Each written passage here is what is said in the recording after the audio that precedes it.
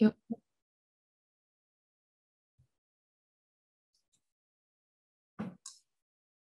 Meu nome é Luciana Gil da Cunha, eu sou membro filiado da Sociedade Brasileira de Psicanálise.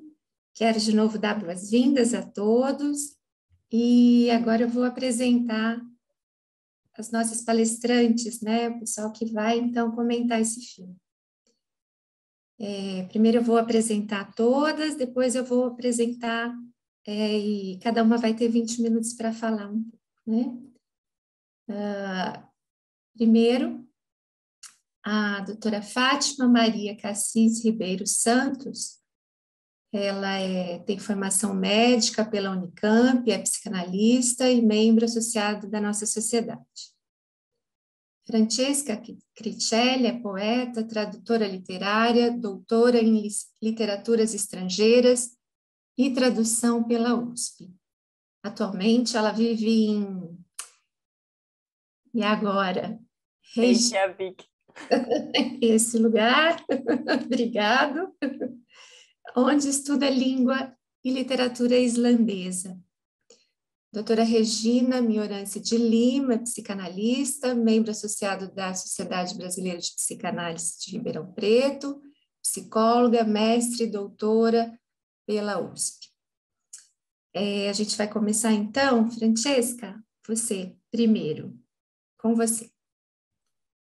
Muito obrigada, Luciana, muito obrigada a todos. Eu fico muito feliz por ter recebido esse convite. De alguma forma, acho que talvez eu tenha me convidado para estar hoje aqui nesse Cinema em Psicanálise.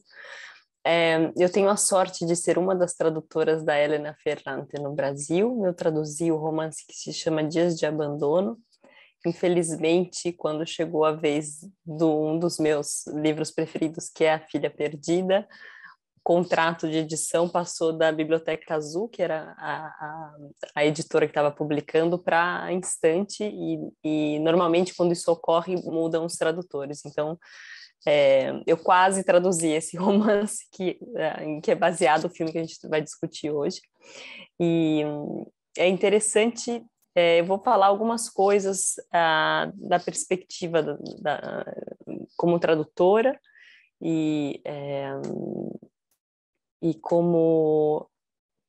Deixa eu só colocar uma tela cheia para ver melhor vocês. Como tradutora e como escritora também, e como mãe. Então, é interessante a gente pensar nessa obra. Esse filme é muito interessante. Algumas questões técnicas, acho que também outras pessoas abordaram a nossa conversa hoje. Mas o livro que inspirou esse belo filme da Gyllenhaal é esse aqui, né? A Filha Perdida. Esse é a edição italiana. O título é La Figlia Oscura. Oscura poderia ser traduzido como sombria, na verdade, em português, né? Mas, ao mesmo tempo, a gente deve pensar nisso sem pensar, será que foi um erro de tradução? Por que o tradutor não usou esse adjetivo? Porque essas decisões editoriais, no final, o que vai ser o título de um livro, ou o título de um filme, passa por outras relações de poder, não está no poder do tradutor. Então, muitas vezes, nos outros mercados do mundo, assim, são pautados por aquilo que acontece nos Estados Unidos. Então, em algum momento, publicado o livro nos Estados Unidos, o livro se torna, A Filha Oscura se torna The Lost Daughter, e assim ele é traduzido no Brasil, como A Filha Perdida. Mas é interessante porque, se vocês leram a edição brasileira, a capa é muito, muito diferente, né? Muito diferente. Essa capa é muito forte, eu vou depois falar alguma coisa sobre isso, sobre essa imagem, né, dessa boneca, e que está com esse vestido aberto e parece tão vulnerável, né? Eu acho que isso fala muito, muito da história. Então, eu vou compartilhar com vocês só algumas imagens para pautar um pouco a minha conversa aqui. Vocês devem saber que esses 3 primeiros romances, a Elena Ferrante em si já é uma personagem muito interessante, porque não se sabe, é um nome de arte, né? Um nome usado pela Elena Ferrante, não se sabe qual é a verdadeira identidade. dessa escritora. Então é muito interessante porque já aí há um mistério, né? E muita especulação nos últimos anos sobre a identidade dessa pessoa, né? De forma até bastante agressiva de um jornalista, dizendo que, enfim, talvez essa escritora seja Anita Raya, que é uma tradutora literária de língua alemã. E um livro que ainda não saiu da Elena Ferrante no Brasil, mas espero que saia em breve, é esse aqui, é o último livro de ensaios dela, se chama A Margem e o Ditado. Nesse livro ela fala bastante do processo criativo dela, né? E é interessante porque A Filha Perdida pertence a esses primeiros 3 romances que ela escreveu antes da tetralogia que fez tanto sucesso, e são romances em que há coisas semelhantes, né? Tem sempre, assim, uma personagem feminina principal que tem uma relação complicada com a própria mãe e, ao mesmo tempo, está um pouco isolada e solitária em enfrentar essas questões, né? Então, isso é o caso da Leda. Quem foi contagiado pela febre Ferrante provavelmente leu também a tetralogia, outros livros, e sabe que alguns nomes se repetem. Que o nome Helena, que é o nome da filha da Nina, é um nome muito importante também em outras obras, e, além de ser o próprio nome de arte da escritora, da Helena Ferrante. Então, eu escolhi essa imagem, A Filha Perdida ou A Filha Sombria, porque eu acho que é muito interessante. Eu vejo sempre tanto o livro como um filme, como são sempre obras independentes, né? Eu acho que talvez quem é muito apaixonado pela literatura, pelos livros da Helena Ferrante, se depara com uma história que se passava na região Campania, perto de Nápoles, na Grécia, e não reconhece certas questões do livro, talvez fique um pouco assustado com essas diferenças, mas são obras autônomas, né? E é interessante que a própria Helena Ferrante deu toda essa liberdade para a diretora. Eu escolhi essa primeira imagem aqui, porque eu acho que tem sempre algo muito interessante e um certo espelho nesse olhar da Leda com a Nina, né? Tem alguma coisa de uma atração também sombria entre essas duas mulheres. Quando a gente tem acesso ao livro e lê o romance, tudo que é o discurso, todo o mundo mental dessa personagem, tudo acontece por esse discurso, né? Esse monólogo interior dela. Então a gente tem acesso aos pensamentos, né? A gente não tem só acesso às falas, aquilo que sai, aquilo que a Leda fala para as outras pessoas. A gente tem acesso aos pensamentos mais íntimos, né? Da Leda, e a gente entende nessa leitura que ela teve uma relação muito complicada com a mãe dela. Ela também teve uma relação complicada com as filhas, tem a questão do abandono, mas que tem uma questão aí do feminino que também ressurge, né? No momento que ela vê pela primeira vez a Nina com a Helena, ela primeiro é tomada por um encantamento muito intenso, e depois isso começa a se desfazer, a se desintegrar de alguma forma. Numa nota mais autobiográfica, eu comecei escrevendo um texto para ler para vocês entre o ficcional e o literário, mas eu fui atravessada pela própria vida, pela existência do meu filho como mãe de um filho de 10 meses. Então, eu me sinto muito próxima à Leda jovem, que é esses outros flashbacks que acontecem no filme, né? Que se sentia bem exausta dessa vida dos cuidados. Se vocês têm interesse e gostam da literatura da Ferrante, eu acho que é sempre um acesso muito interessante à vida interna, aos pensamentos, a esse lugar do feminino, né, a tudo que ficava entre 4 muros e por muitos anos na tradição literária não parecia ser algo de interesse, né? Aquilo que era considerada a grande literatura, não a vida íntima, não a vida doméstica, isso não tinha nenhuma importância. Então, a Helena Ferrante claramente não foi a primeira, mas ela foi alguém que conseguiu furar essa bolha e ter um grande sucesso e de alguma forma trouxe consigo um reconhecimento também de autoras que vieram antes e que a influenciaram. Basta ler qualquer livro de ensaios dos pensamentos dela que a gente tem acesso a isso. No Brasil, vocês provavelmente devem já conhecer, esses são leitoras de Ferrante, existe uma pesquisadora que se chama Fabiane Seckers, que é também psicanalista e doutoranda na USP em literatura, que escreveu esse belo livro baseado nas pesquisas do mestrado dela, que se chama Elena Ferrante, Uma Longa Experiência de Ausência. Então, eu recomendo, da editora Clara Boia, eu recomendo a leitura quem foi fisgado por esse universo, que leia este livro. Depois eu também posso disponibilizar esse material que eu estou mostrando para vocês, para ser enviado para o mailing. E aqui eu escolhi algumas imagens, né? Aqui está a nossa Leda jovem, que também é muito interessante. Uma outra pesquisadora que tem trabalhado com o universo da Ferrante, em especial com esse livro, no mestrado dela, ela se chama Giuliana Bergamo, também. Recomendo esse texto que foi publicado pela Giuliana sobre o livro e o filme A Filha Perdida na revista Deriva. Aqui também está o link, que são discussões muito mais profundas daquilo que eu vou conseguir abordar e tratar hoje com esse tempo mais esguio.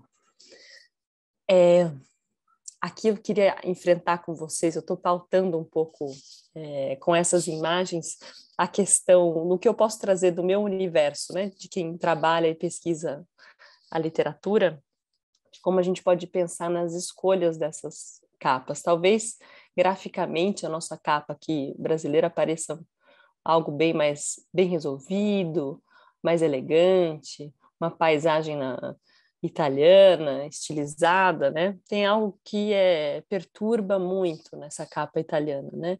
Esse fundo rosa, essa vulnerabilidade dessa boneca, que me parece uma menina, uma criança, né? O traseiro dela que aparece por esse vestido rasgado é algo que realmente provoca um certo mal-estar. E aí que eu acho que liga ao adjetivo que nós perdemos, que é o sombria. Então é interessante porque a narrativa é construída com um certo mistério no filme, né? E para quem não conhece o livro, para quem não conhece a história, a gente vê esse começo da Leda andando daquela forma, caindo em frente ao mar, e a gente se pergunta, né? Eu imagino, quem não tem, eu já tinha lido o livro, será que ela morreu? O que aconteceu?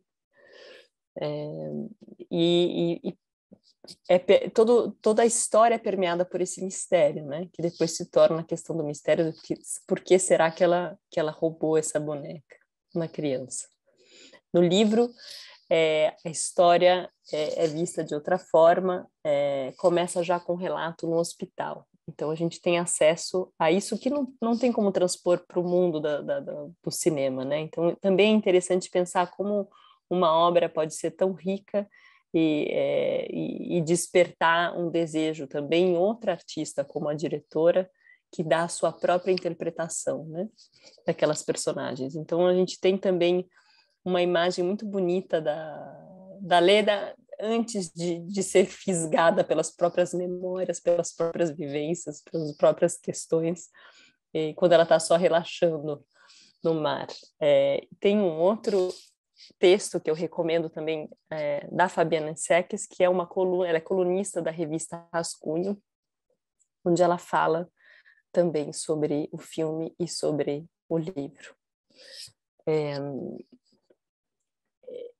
Aqui é uma imagem muito bonita da Leda jovem, que fazia serpentinas de fruta com as filhas. Eu acho que eu vou acabar falando de forma mais livre do que me atendo às minhas notas aqui, mas eu acho que é muito interessante pensar como esse filme, esse livro tem alguns impactos muito distintos, né? Por um lado, há quase uma condena dessa mulher, que acaba em algum momento se despindo da função materna e seguindo o próprio desejo. Por outro lado, cada vez mais há a valorização da mulher para além da função materna dela, né? Hoje nas discussões feministas. E o interessante da obra da Ferrante, e também acho que transparece nesse filme, é que há sempre uma ambivalência nos personagens, não é uma coisa chata e que há uma heroína ou há um vilão, né, na história. Há sempre essa multiplicidade de fatores. Mas a gente pode pensar numa leitura de uma outra conjuntura, né, que é a solidão dessa mulher, da Leda. Eu estava conversando com vocês que ontem eu tive, como mãe e como pesquisadora e tradutora, um dia extremamente exaustivo. Eu não aguentava mais. Como a Leda deitada no chão com as filhas, uma das filhas mexendo no cabelo dela, a outra chorando, ela não aguentava mais. Eu tive um momento de não aguentar mais ontem. Só que eu tinha pessoas ao meu lado. Eu tinha duas amigas. Uma segurou meu filho, a outra me deu atenção. Eu consegui terminar de tomar o meu café, me senti mais apaziguada, voltei a ser uma mãe mais funcional e consegui chegar em casa e acalmar depois meu filho, né? A gente vê que esse personagem é quase sempre muito sozinha, muito solitária com essas filhas, né? O marido sempre tomado pelas suas próprias questões e não abrindo um espaço, né? Para esse desejo outro, né? Para além da maternidade, e ao mesmo tempo algo que a gente vê pelo livro que está sempre remoendo dentro dela de todo esse sacrifício que ela fez para se afastar, para se tornar uma mãe diferente da mãe dela. Eu acho muito interessante quando ela fala o tanto que ela sofria e cansava, porque a filha puxava o cabelo dela, mas ela queria ser uma mãe que tinha um corpo disponível, porque a mãe dela não tinha deixado não tinha um corpo acessível e disponível às filhas. E ela tinha esse desejo de ser uma mãe disponível às filhas, mas ao mesmo tempo é tomada por esse sofrimento, né? Por essa exaustão.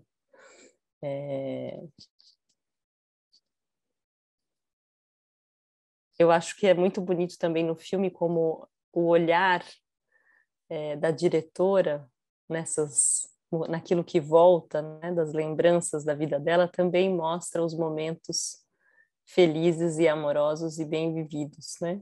Isso também se faz presente no livro, mas é interessante essa construção de uma Leda muito mais complexa.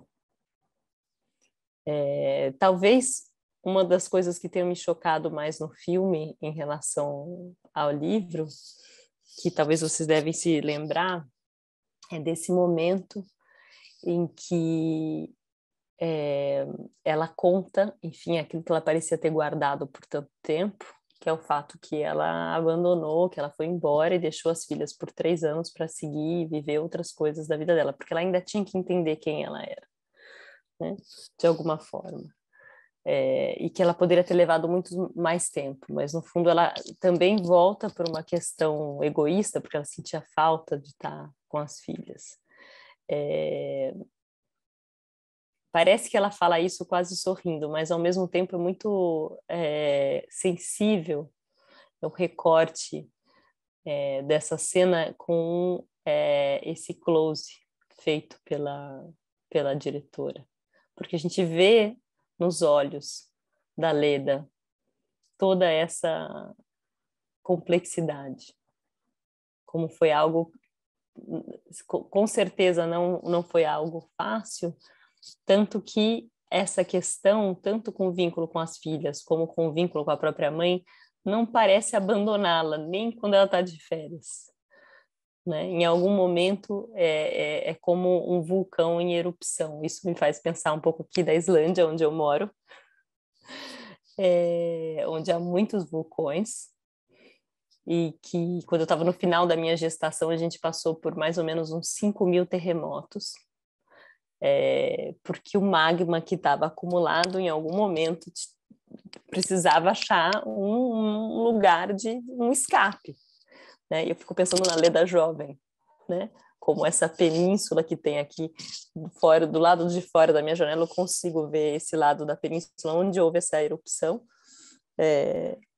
um pouco antes que nascesse meu filho, e eu passei o final da gestação, enfim, passando por essas turbulências não só internas próprias da gestação e dos hormônios, mas também do que estava acontecendo na Terra, né? Em algum momento se faz uma fissura, não é um vulcão que existe, né? Mas a própria Terra racha e começa a erupção aqui na Islândia, né? Então isso é muito interessante, né? Esse acidente geográfico me faz pensar muito nos acidentes emocionais, né? E eu fico pensando o quanto a Leda jovem também, de alguma forma, não era como essa península aqui próxima, né, que chama Reykjanes, onde finalmente o magma encontrou uma passagem, né? E é uma zona que a gente sabe que tem esse magma, mas não entrava em erupção há 7.000 anos. Então, imagina o quanto de magma estava acumulado e não dá para entender. Então, eu fico pensando na Leda, o que é que levou a Leda nesse ponto, mesmo na juventude dela, até essa atitude que parece tão radical, né, de ter deixado as filhas, e um contraponto da Leda mais madura, né, dessa Leda que a gente vê agora, esse ato também que não se explica, né? E a própria Ferrante fala nesse livro de ensaios que ela mesma não sabe por que a Leda roubou a boneca. No fim, ela mesma não sabe dar um motivo, né? Uma motivação. Eu acho interessante isso. Deixa eu só te desculpa, mas só te lembrar do tempo, que faltam 2 minutos. 2 minutos, então é isso. Eu já estou no último slide, que bom que a gente está chegando. Queria deixar vocês com essa imagem da erupção, né? Dessa questão do roubo na boneca, que para a própria escritora é algo que não se resolve, e vocês devem lembrar dessa cena final, quando ela chega com a boneca entre os braços, e aí eu queria ler para vocês essa citação muito breve da coluna da Fabiane Sex, que depois vocês podem, acessando o material, ler por inteiro. Ela diz: olhar para uma mãe e reconhecer que ela também é uma mulher, que também tem um corpo, que também tem outros interesses e sonhos e assuntos. Pode ser um primeiro passo para reconhecer que nem toda mulher, afinal, precisa ser mãe para ser completa. Nunca somos completas, sendo ou não sendo mães, mas todas as mulheres são filhas. Disso sim, não podemos escapar. E retomando aqui também uma frase da Ferrante, que ela diz que uma mãe não é nada mais do que uma filha brincando de boneca. É isso. Obrigada e fico aqui aguardando para ouvir as outras vozes. Um abraço. Obrigada, Francesca. Vou passar então agora a palavra para a Fátima.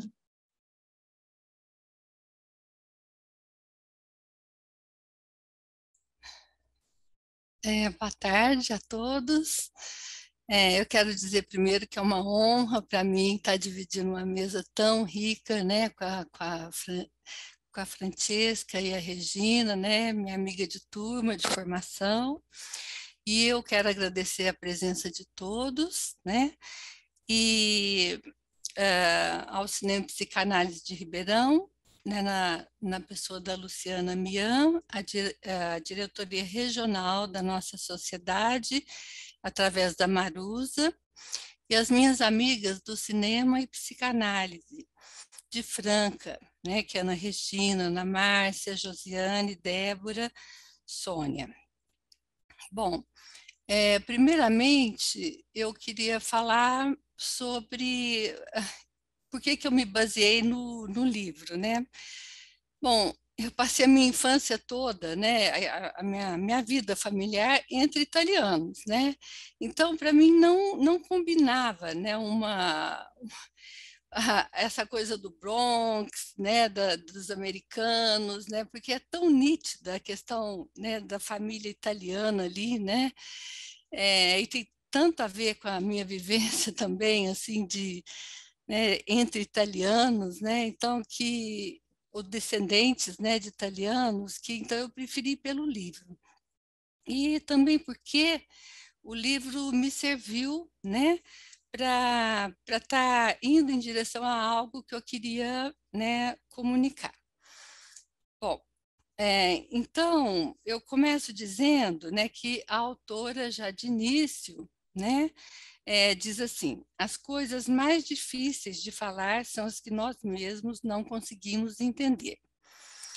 Em uma análise, contamos com o nosso melhor companheiro, o paciente, a viver conosco experiências emocionais, criando e fazendo nascer palavras com significado afetivo.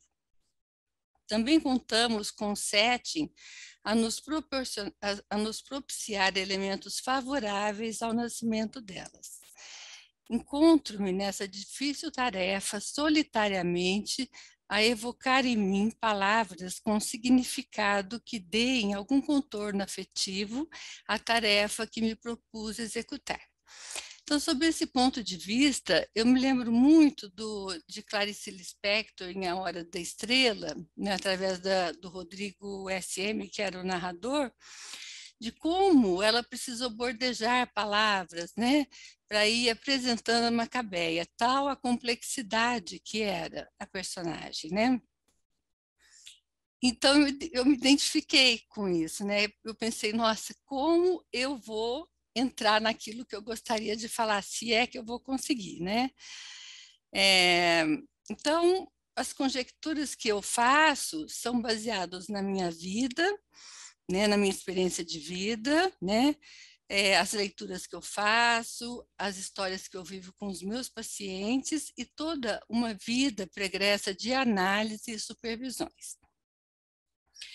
Então, vou pegar um gancho, né, com a Francesca, que ela falou sobre a questão da filha oscura, né?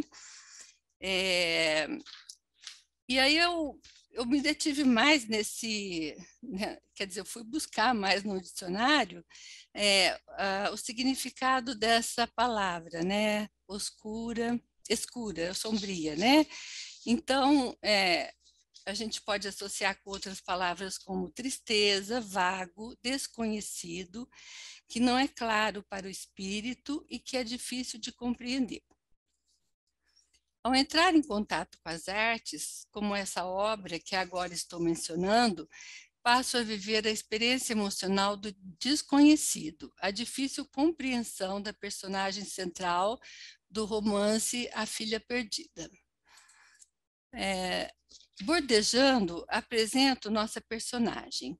Leda, seu nome, professora universitária, gostava de viver as experiências cotidianas próprias a um determinado período de férias, a uma certa distância do ambiente que a cercava. Ficava à vontade entre seus livros, esticada ao sol, né, imersa em uma solidão aparentemente acolhedora. Reservada, ela ficou desnorteada quando um bando barulhento de napolitanos chegou para dividir com ela o pequeno espaço de praia situado ao sul da Itália. Ela tentou adaptar-se ao ambiente agora barulhento, povoado de movimentos e gritos, até que sua atenção pousou na jovem mãe, Nina, sua filha Helena, e seu objeto de afeto, a boneca de nome Nani. Então, essa visão cheia de vida, envolvimento sereno entre mãe e filha, alumiou-se no dentro de si memórias afetivas relacionadas à sua experiência emocional.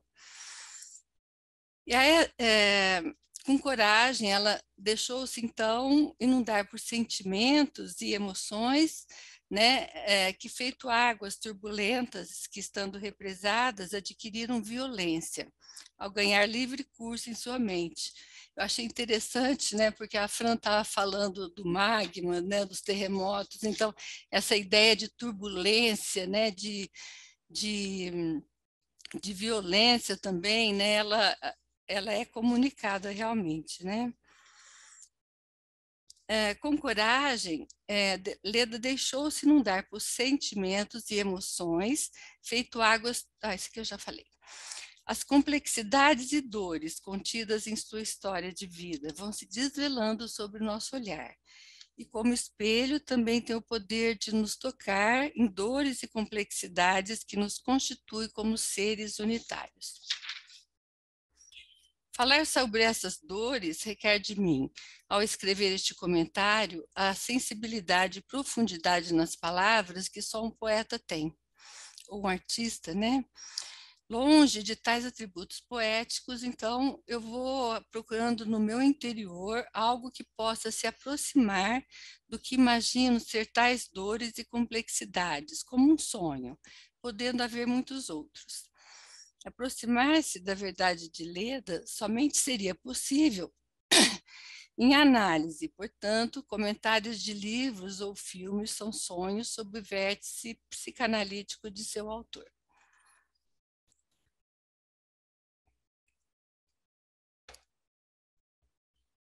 Estamos em áreas de paixões desmedidas, que sem o uso da razão ou pensamentos levam a tragédias, isto é, quando diante de complexidades emocionais não conseguimos nos pensar, nem sustentar nossas paixões, tampouco pensar a realidade que nos cerca. Muito daquele ambiente que Leda observava trazia memórias de sua vida. O grupo barulhento de napolitanos, com seu dialeto rude, lembrou-lhe sua mãe, que, amargurada e infeliz, ameaçava suas filhas que iria sumir de suas vidas, o que deixava Leda com medo de acordar todos os dias. E havia também Nina e Helena, com sua boneca Nani, que, brincando alegre e suavemente nas ondas e areias da praia, lhe lembrou Marta e Bianca, suas filhas.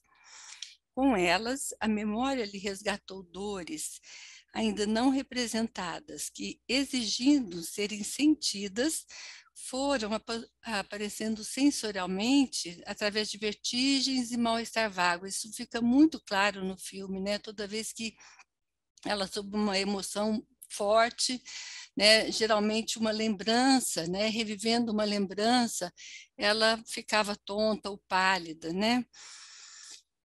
Também havia recordação amorosa, né? Como quando suas filhas lhe pediam para fazer pequenas serpentes com casca de laranja, que, feito obra de arte, saíam inteiras, sem rupturas. Seria essa alegria em família de experienciar algo que não houvesse qualquer ameaça de fratura? Um dia, Helena desapareceu na praia. Familiares em alvoroço, desesperados, procuraram a garota por toda parte. Leda, nos conta a autora, tinha prática em desaparecimentos. Quando criança, se perdia de sua mãe frequentemente. Em sua mente infantil, carregava na memória o medo que sentia de que fosse sua mãe a se perder. Vivia angustiada de não encontrá-la. Imaginei então que trocava os papéis como forma de atuação, no sentido de fazer sua mãe acordar para o seu desamparo em viver um vínculo fragilizado, prestes a se romper a qualquer momento. Então, agilmente, né, a Leda localiza Helena, entrega para a mãe, né, e o ambiente todo poderia ficar tranquilo, mas a Helena não parava de gritar, porque ela queria a boneca dela, né? Sumiços, desencontros, rupturas e desespero. Leda não compreendera muito bem porque roubou a boneca de Helena, nos conta a autora. Pensou ser algo engraçado, porque não fazia sentido. Surpresa consigo mesma, sentia como se não tivesse nada a ver com aquilo, como um evento que aconteceu à sua revelia. Entre a intenção de devolver a boneca rapidamente e o desejo de ficar com ela, ela optou pela segunda opção. Dissociada, Leda transformou a boneca em algo de si que precisava cuidar e ser cuidado, fazendo-o de forma ambígua, enquanto um torvelinho de emoções brutas assolavam sua mente. Revivia agora a pouca continência que dispunha para lidar com as angústias e necessidades de suas filhas, que, desamparadas, urgiam por encontrar um maior espaço psíquico dentro de sua mente. Por sua vez, a experiência emocional de Leda com sua mãe, segundo a autora, era que fora rejeitada desde o momento de sua concepção, fugindo dela quando ainda estava intraútero. Aqui a gente, né, pensa na mente primordial, né? Como que a questão da mente primordial irrompe, né, na vida de uma pessoa, né, durante toda a vida, né?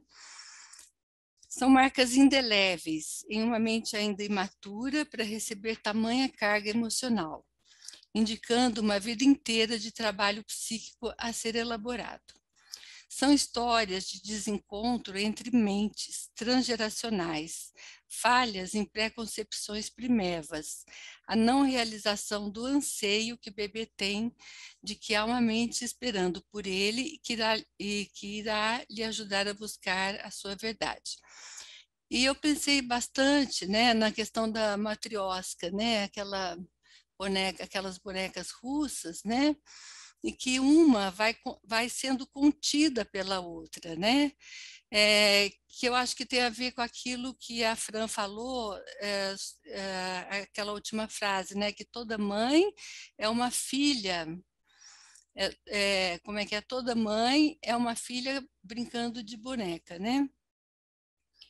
Só que nesse caso, a matriosca não se fez, né? Não houve continência, né? Então, é uma falta de consciência transgeracional. Ela vivendo em uma família napolitana rude, que sabiam ser vulgarmente ofensivos, acrescidos posteriormente a um marido ausente, conjecturo que Leda vivenciou repetidas falhas que foram se cristalizando na procura de uma mente continente às suas angústias. Áreas sombrias, marcadas por graves necessidades que não foram realizadas, geradores de confusões em áreas do ser, e provocando-lhe uma incessante busca por mentes que a validasse como ser genuíno e existente. A procura em se parecer fisicamente com sua mãe, né, isso está no livro, né? A confusão que fazia a respeito das heranças genéticas com suas filhas faz-me pensar que Leda procurava, através da sensorialidade, uma pele psíquica que sentia não possuir. Quem seria quem nessa linhagem transgeracional? Um fio tênue entre o sentimento de existir e não existir, uma vivência muito angustiante de se sentir espalhada no vazio infinito e sem forma, sem ninguém para lhe proporcionar um ponto de coesão para essas vivências psicóticas.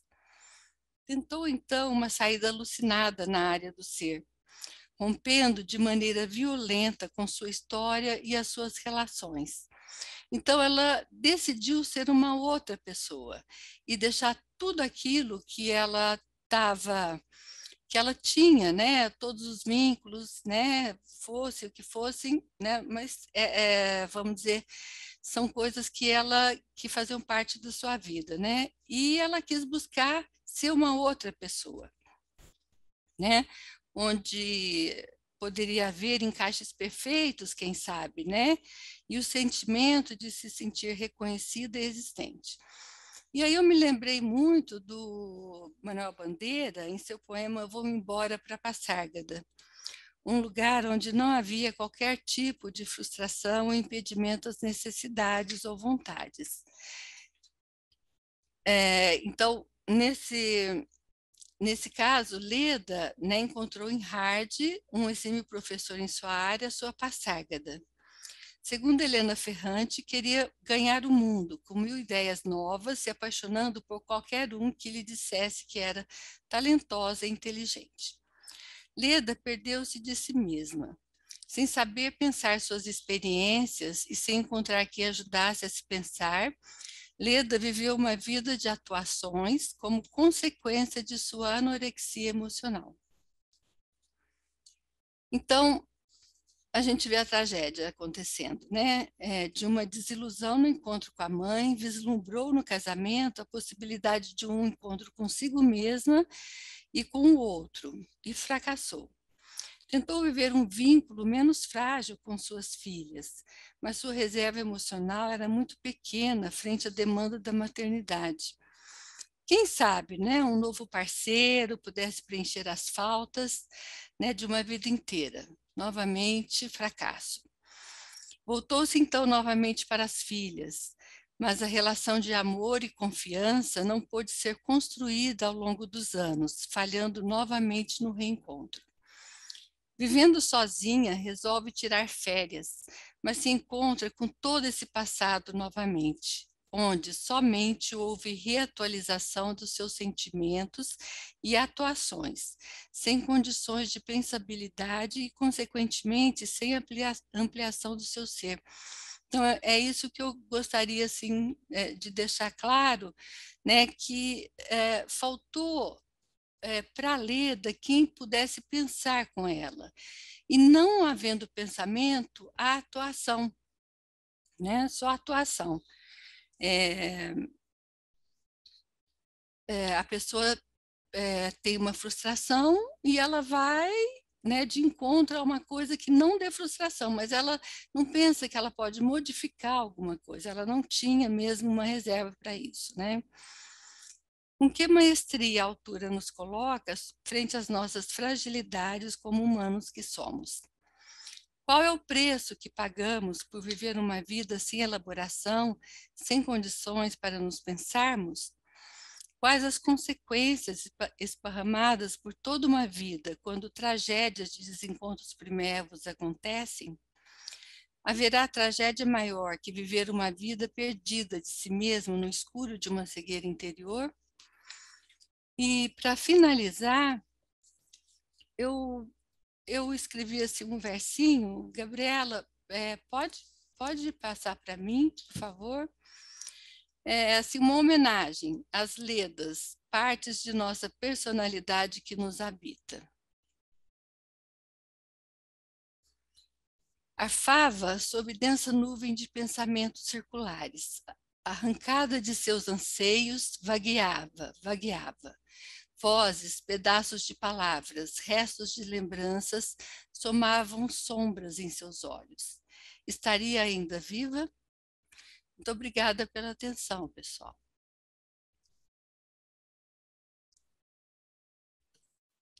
Obrigada a você, Fátima. Muito bom. Vou passar agora a palavra para a Regina. Boa tarde. Eu vou ler, né, se vocês me permitem. Eu queria agradecer inicialmente a Comissão do Cinema e Psicanálise de Ribeirão Preto, a Luciana Mian pelo convite para comentar o filme, e a Comissão de Cinema e Psicanálise de Franca e a Diretoria Regional pela parceria para que pudéssemos realizar esse encontro. A Luciana Gil, né, que está aqui com a gente, a Débora, pela coordenação do evento, e a Francesca e a Fátima, né, por estarem aqui, né, e a gente poder compartilhar esse momento tão especial, e agradeço a todos vocês a presença. O filme, ele fala por si mesmo. Eu vou falar do filme, né? A Fátima falou tão belamente do livro, né? Eu vou falar do filme. E ele fala por si mesmo, né? E nos apresenta um universo compartilhado por todos nós. O universo das relações, da intimidade, dos encontros e desencontros inter- e intrapsíquicos. E contar hoje com a parceria dessas duas amigas, né, tão queridas, para mim é um grande presente. Quero começar com um fragmento do livro da Françoise Doutot, que chama Solidão, e tem um momento do livro que é colocado assim: o estranho. Continuo a leitura das notas. A mãe é a pessoa portadora da morte da vida fetal. A praticante. A partição do feto deixa placenta e envoltórios amnióticos no útero da parturiente. a matriz ainda não pode desligar-se de uma parte morta de um organismo cuja parte viva está no exterior, recém-nascido que espera para ser lactente. Talvez por isso as parcas sejam mulheres, porque detêm a vida e a morte. Para que haja vida, é preciso que elas aceitem a morte de quem elas dão a vida. As parcas, né, no sentido figurado, é a morte, e na mitologia, ela é cada uma das 3 deusas, Cloto, Láquesis e Atropos, e determinam o curso da vida humana. E como a Fran colocou no início, né, a gente vê a história e fala assim, bom, é vida, é morte, está viva, está morta, o que aconteceu, né? E eu acho que quando a doutor traz, né, que a mãe já carrega a vida e a morte dentro dela, né? E acho que a gente vai estar tratando disso também. Bom, o filme, baseado no livro, né, de Helena Ferrante, nos conduz, através da protagonista Leda, a uma jornada no universo feminino. Também no universo da experiência profunda da condição humana, da ligação original em uníssono ao processo de separação e alteridade. A história no filme se passa durante as férias de Leda, no litoral de uma ilha grega.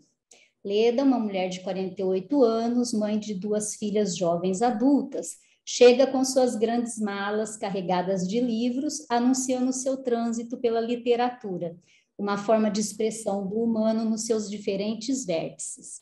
Sem qualquer tipo de roupagem, generosamente nos permite adentrar nas vísceras da condição humana, com toda a intensidade emocional, incoerências, paradoxos, desejos, culpa, medo, realizações e alegrias. Penso que são esses diferentes vértices que a autora vai nos apresentando através de Leda, que sem moralismos e censuras nos permite vislumbrar. No encontro com uma família na praia, Leda é despertada para vivências adormecidas ao presenciar mãe e filha em um momento singelo e tocante.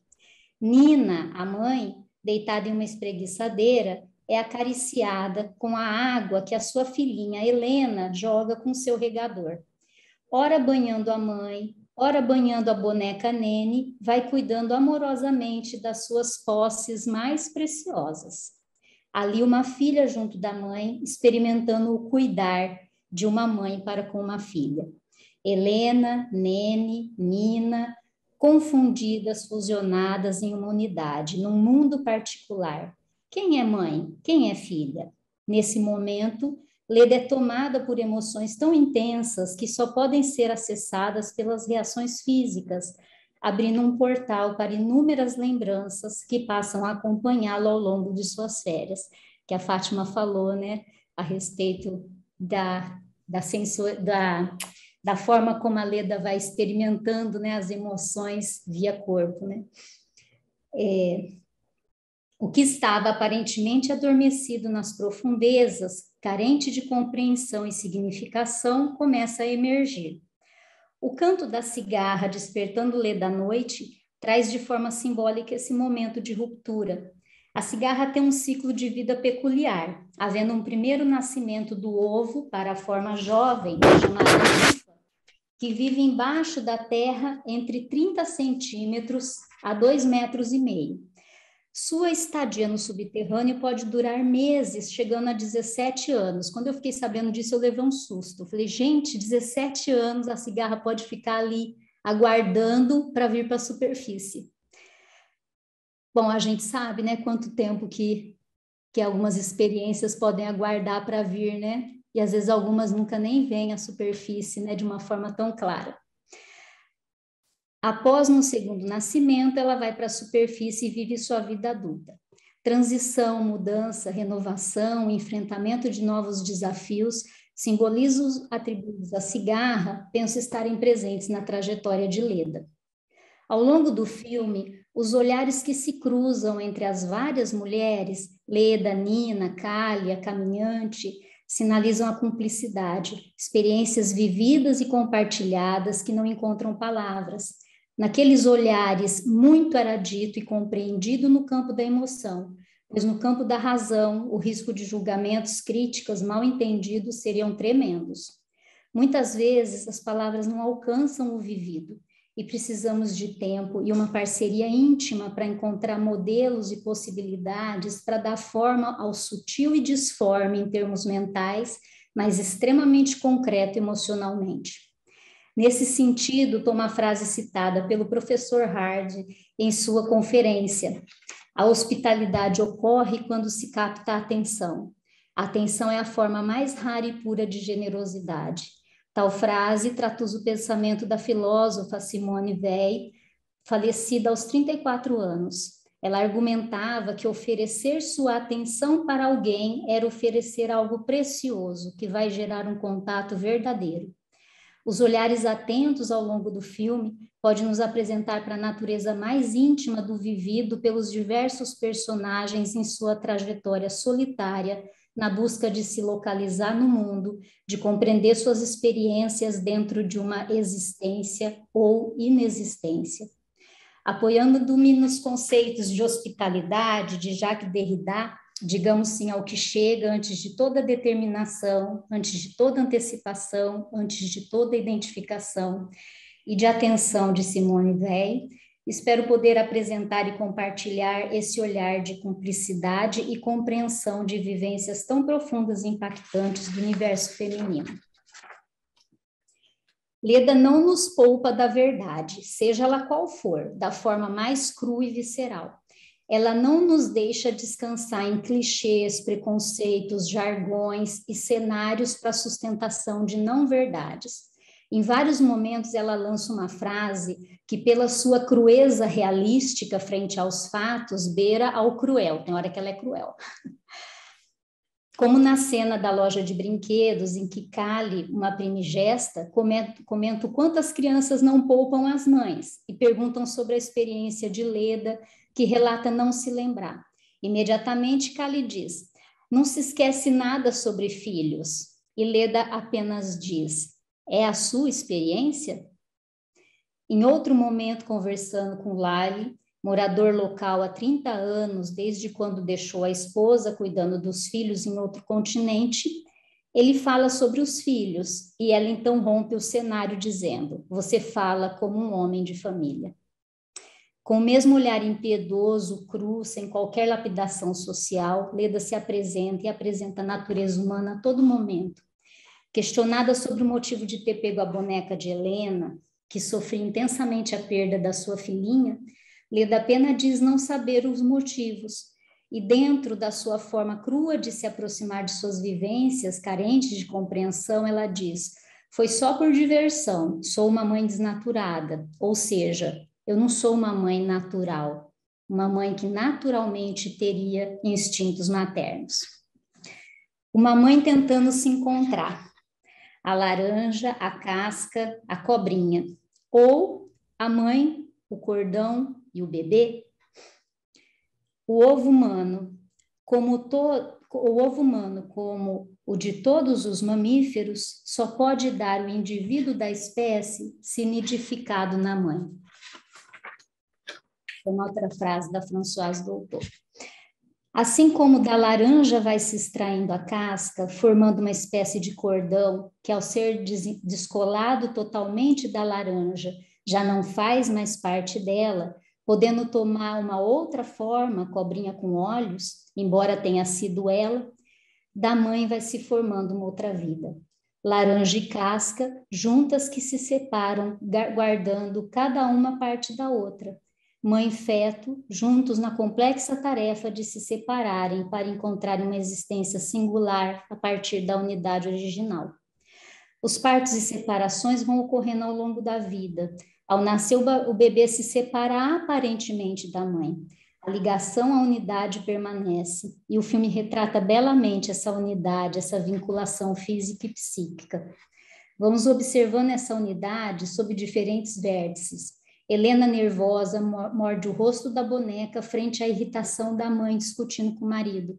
As emoções da mãe sendo vividas sincronicamente pela filha. As filhas de Leda reivindicando a todo momento sua presença viva, ininterrupta e inesgotável. Leda buscando um distanciamento, uma espécie de respiro para continuar em meio às exigências e urgências daquelas pequenas e frágeis vidas. Bianca, ao cortar o dedinho, chora copiosamente solicitando os cuidados da mãe, que diz não poder deixá-la um minuto, pois estaria correndo riscos. Vivências de culpa, angústia e esgotamento a acompanham.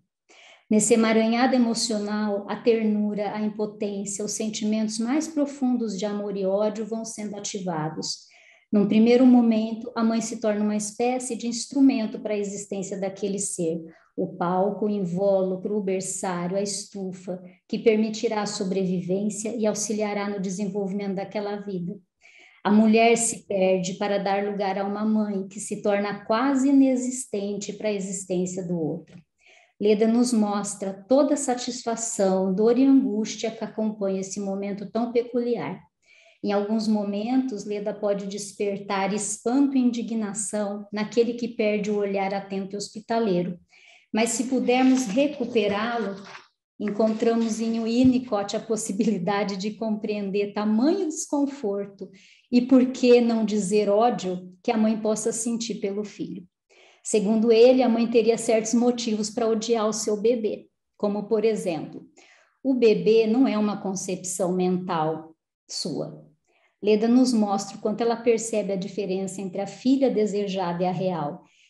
Inclusive, quando presenteia a sua filha com a boneca da sua infância, tão amada e cuidada, na expectativa que a filha reeditasse tal vivência. Outro ponto que o Winnicott coloca: o bebê interfere na vida privada, é um obstáculo para a sua ocupação anterior. Esse ponto conversaremos mais tarde, né? Uma mulher tentando se encontrar. O bebê é impiedoso, trata como lixo, uma serva sem pagamento, uma escrava. Tal experiência é compartilhada entre Nina e Leda, tendo Callie como cúmplice. Às vezes eu não aguento, diz Nina. Elas nos testam de verdade, comenta Callie. Foi maravilhoso, revela Leda, carregada de dor, culpa e alívio sobre os anos longe das filhas. Outro ponto que o Winnicott coloca: seu amor do bebê. Seu amor excitado é um amor de tigela, significando amor interesseiro, de modo que ao conseguir o que queria, ele a joga como uma casca de laranja. Na unidade, não é possível perceber o outro como um ser com necessidades, vontades, dores e angústias. A todo momento observamos essa relação exigente entre as filhas e mãe, né? Quem acompanhou o filme viu, né? A todo momento as meninas estavam solicitando às mães, né? Muitas vezes que já não estavam mais aguentando. Somente com a separação gradativa dessa unidade, através da presença de um terceiro, a noção de um outro vai se dando. No filme vamos presenciando mãe e filhas, muitas vezes vivendo de forma solitária essa condição. E esse terceiro, onde está? O filme retrata a figura do pai como uma espécie de coadjuvante, quase um figurante, cujo papel torna-se secundário ou quase insignificante. Na ausência dessa função tão essencial para auxiliar nesse processo de simbiose e separação, vamos nos deparando com vivências de engolfamento, em que estar com o outro passa a ser uma espécie de prisão sem muros. Assim como a mãe, ou a função materna, que fique claro aqui, gente, não é só a mãe biológica, né, mas é quem exerce função materna. Assim como a mãe ou a função materna é fundamental para a existência do bebê, eu penso que o pai, ou a função paterna, é fundamental para a existência da mãe, mulher e da criança. Uma mulher tentando se encontrar. Uma vez que você tenha um filho, nunca mais seu coração estará inteiramente onde você estiver. Cora Coralina. A geração de uma vida se faz a partir do encontro do masculino com o feminino. Podemos observar ao longo do filme quanto a figura masculina, paterna, é pouco participativa ou ausente, como se a existência e cuidado dos filhos fossem particularidades do universo feminino. No entanto, vamos observando o quanto tal ausência gera desamparos em diferentes níveis. Leda traduz de forma dolorosa o desamparo da mãe na ausência de uma figura paterna acolhedora e companheira, quando ela fala ao marido, frente ao comunicado de que ele iria viajar. Às vezes eu tenho medo de não poder cuidar delas. E se eu desmaiar sozinha com elas e você no Arizona? Gente, isso é de um desamparo sem fim, né? A pessoa não ter ninguém que ela possa se segurar, né? E tendo que cuidar de crianças. Segundo o doutor, nem todo genitor é pai. É sentido pela criança que pai é aquele que torna a mãe feliz, que dá segurança à mãe quando está presente do que quando não está. Inúmeras são as funções paternas, dentre elas a segurança e estabilidade que o pai dá ou não à mãe, na tarefa extenuante de cuidar do filho. A presença física e afetiva do pai seria fundamental no processo de separação e individuação, sendo uma espécie de terceiro se interpondo e delimitando a relação mãe-bebê, auxiliando no processo de passagem de unidade para a relação entre duas mentes, duas pessoas. Leda e Nina vivem a solidão desse engolfamento na maternidade, sem muita possibilidade dessa parceria fundamental na delineação da mãe, palco da existência de um bebê, e da mulher como uma vida própria, abrindo espaço para a existência da criança. Novamente, olhares se cruzam, não entre duas mães, Leda e Nina, mas entre duas mulheres, Leda e a caminhante. Na casa da professora do marido, Leda e sua família são surpreendidos com a visita de um casal de caminhantes. Em uma noite regada a vinho, a caminhante enxerga a mulher e a profissional sensível em Leda. Revela sua ação libertária e confidencia a Leda que o companheiro de viagem havia deixado 3 filhos junto à mãe. Como se para poder encontrar o próprio caminho, a distância da paternidade e maternidade seria inevitável. Em outro momento, Leda participa de um encontro na sua área de trabalho, sendo percebida como profissional competente. Esse é um momento de virada em sua vida, uma ruptura drástica se estabelece e já não consegue retomar a vida de maternidade anterior. Em um encontro intenso com um homem, a mulher e profissional retomam, já não sendo possível comportar a mãe que vinha se desenhando dentro de uma estrutura frágil, pouco continente e solitária. De forma sensível, temos a oportunidade de acompanhar a mudança na relação mãe-filhas. Se antes havia uma unidade onde Leda era vivida por Bianca e Marta como uma espécie de extensão, no retorno de Leda e na sua partida, uma nova condição se instaura. Eu não sei quem viu o filme, se notou uma diferença na forma como as crianças reagem diante da Leda, né? É muito, muito claro, assim. As meninas mostram-se cautelosas, já não ordenam, agora pedem, e, em uma espécie de estranhamento, parecem denunciar a percepção dolorosa da mãe como um ser separado, com movimentos próprios, inclusive... Gina, desculpa, você pediu para eu te interromper, eu interrompi. É só para avisar que está no finzinho. Tá, tenho mais, só uma página. Uma menina filha a ser encontrada, uma filha que perde a mãe, uma menina mãe que perde a filha.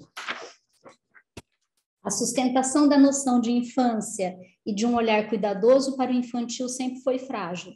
A Rie, em seu estudo iconográfico sobre a infância e família, traz a trajetória do infantil ao longo dos séculos. Entre os séculos 11 e 12, praticamente não havia lugar para a infância, que foi sendo descoberta no século 13, desenvolvendo-se com mais expressividade no século 16 e durante o século 17. Até hoje, podemos notar tal fragilidade. Quantas crianças ficam perdidas sem a continência necessária? Em um momento de angústia e dor, Leda denuncia a ausência de registro de um continente acolhedor e materno ao referir sua mãe como alguém sem condições para cuidar de uma criança e ao referir-se como uma mãe desnaturada. Leda fala não ser uma mãe natural, que possui naturalmente os instintos maternos. É na relação de cuidado com o outro que vai se constituir numa condição de maternagem e cuidado. A complexidade da noção de maternidade e amor materno é abordado por Badante, que apresenta ao longo da história o quanto a ligação mãe-bebê estaria influenciada pelas condições sociais. O amor no reino humano não é simplesmente uma norma, ao contrário do reino animal, imerso na natureza e submetido ao seu determinismo, o humano. No caso, a mulher é um ser histórico, o único vivente dotado da faculdade de simbolizar, o que põe acima da esfera propriamente animal. Segundo a autora, o amor materno não é inerente às mulheres, ele seria adicional. Leda e Nina nos mostra a complexidade dessa vivência emocional. Frente ao desaparecimento das filhas, expressam toda a dor e desespero de uma mãe que se sente ter perdido o que lhe é mais valioso. O desespero de Helena também reproduz essa dor diante da perda de sua boneca filha Nene. Encontros e desencontros nessa relação tão delicada e intensa vão possibilitando a construção desse vínculo. Ora, a mãe perdendo de vista a sua filha, ora, a filha se perdendo da mãe, não sentindo mais a presença desta, e ora se encontrando nesse emaranhado emocional. Leda, cuidando da boneca Nene, parece ir tentando reconstruir essa relação de cuidado e acolhimento, como se ao cuidar de Nene, ela também estivesse cuidando da menina filha que não foi encontrada pelos olhos amorosos de uma mãe. Amor esse que brota e se desenvolve nesta ligação complexa em que todas as pessoas são protagonistas. Eu queria agradecer e queria ler um poema da Cora Coralina. Dá tempo? Mãe é quem fica. Depois que todos vão, depois que a luz apaga, depois que todos dormem, mãe é quem fica. Às vezes, não fica em presença física, mas mãe sempre fica. Uma vez que você tenha um filho, nunca mais seu coração estará inteiramente onde você estiver. Uma parte sempre fica. Fica neles. Se eles comeram, se dormiram na hora certa, se brincaram como deveriam, se a professora da escola é gentil, se o amiguinho parou de bater, se o pai lembrou de dar o remédio, mãe fica. Fica enlatada no corredor do espaço Kids para brincar com a cria. Fica espremida no canto da cama de madrugada para se certificar que a tosse melhorou. Fica com o resto da comida do filho para não perder mais tempo cozinhando. É quando a gente fica que a mãe nasce, na presença inteira, no olhar atento, nos braços que embalam, no colo que acolhe, mãe é quem fica. Quando o chão some sob os pés, quando todo mundo vai embora, quando as certezas se desfazem, mãe fica. Mãe é a teimosia do amor, que insiste em permanecer e ocupar todos os cantos, é caminho de cura. Nada jamais será transformador do que amar um filho, e nada jamais será mais fortalecedor que ser amado por uma mãe. É porque a mãe fica que o filho vai. É no filho que vai, sempre fica um pouco da mãe. E um jeito peculiar de dobrar as roupas. Na mania de empilhar a louça, só no lado esquerdo da pia, no hábito de sempre avisar que está entrando no banho, na compaixão pelos outros, no olhar sensível, na força para lutar. No coração do filho, mãe fica. Obrigada, gente, pela atenção. Obrigada a você, Regina. É um certo clichê, né, quando dizem que a gente ficaria até tarde aqui ouvindo vocês, mas é verdade, né? Então, é um privilégio ouvir vocês e são falas tão delicadas e ao mesmo tempo tão potentes, né? E que vêm, assim, brindar esse sábado, né, de encontro entre a nossa comissão de Ribeirão Preto, a comissão de Franca e também acho que esse encontro entre vocês e o filme, que é um filme belíssimo, tão delicado e ao mesmo tempo tão... gostei da Francesca, eu não sabia quando diz que a tradução, a original é a filha obscura, e esse obscura faz todo sentido, né? É um filme tão perturbador, tão inquietante, estranho também, né? Então, foi maravilhoso. Obrigado a vocês três. E agora, daqui para frente, né, eu vou passar para a Débora Meli, que vai continuar com a discussão. Obrigada, Luciana. Nossa, gente, é muito emocionante, né? E eu penso que mobiliza muitas experiências de cada uma de nós, de cada um de nós, né? Eu vou ler alguns comentários, assim, só para a gente ir aquecendo e tendo um tempo para poder falar de tamanha complexidade, né? Então, vamos lá. A Ana Rita, né, disse, Fran, que fala mais linda e você tão bem acompanhada pela Fátima e pela Regina, mães tão profundas. Vocês são mães profundas. Parabéns a todas. E a Tânia Peital diz, lindo, Fran, sua descrição da relação mãe-filha e sua visão através de sua experiência dessa relação com seus altos e baixos. Parabéns. E a Francisca agradece, claro. A Ana Regina diz, né? Parabéns ao trio harmônico. Ouvimos uma música afetiva e verdadeira sobre as relações humanas.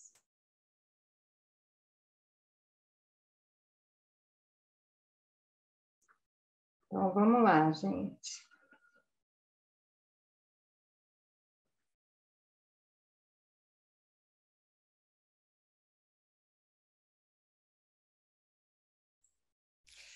Eu gostaria de falar um pouquinho, assim, que eu fiquei bastante feliz, né, de como que as falas foram, de algum modo, né, se organizando, assim, se interagindo, né, assim, a minha fala com a da Fran, né, com a da Regina, né, então, parece mesmo que falamos de coisas diferentes, mas ao mesmo tempo de algumas coisas em comum, né? É, então eu achei bem bacana, quero cumprimentar a Fran e a Regina também, né? Foram ótimos, viu? Eu estava pensando que para mim foi muito interessante o processo de é, eu reli pela segunda vez o livro muito antes de pensar que a gente faria esse encontro. Quando saiu o filme, eu quis antes reler o livro e eu estava em pleno do meu puerpério. Então, eu aproveitei aqueles primeiros meses para ler e assistir filmes, e porque eu tinha mais disponibilidade, meu filho dormia mais. E foi interessante porque justamente que eu estava me sentindo uma coisa muito ao contrário do que dizem, né, das dificuldades do puerpério, como a amamentação tinha ocorrido super bem, sem problemas, e eu estava me sentindo completamente inundada por amor, eu não me sentia atravessada por nada sombrio naquele momento, para usar o mesmo adjetivo, mas eu senti falta disso, e eu acabei me alimentando lendo livros muito sombrios sobre maternidade durante aqueles meses. Porque tem sempre algo, né, que fica. Eu acho que a gente acaba, de alguma forma, é um peso enorme ter essa idealização desse sentimento materno e, e faltam os espaços, né, para esse encontro real, né, de quem depois vai se tornando o filho, que a gente vai conhecendo esse desconhecido ou essa desconhecida filha, né?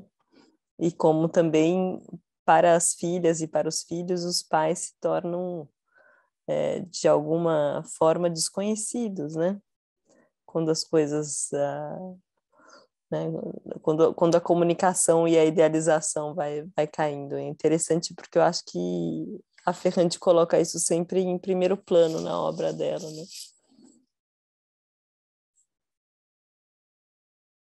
Eu posso falar um pouquinho? Aliás, eu queria dizer assim, quem também quiser pedir para falar, tá, gente? Fique à vontade, mas eu gostaria de ouvir mais sobre essa questão que a Francisca está falando, e todas trouxeram, né?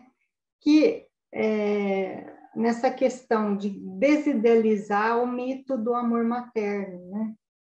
E da questão que o mãe desnaturada não é natural, vamos dizer, é e não é.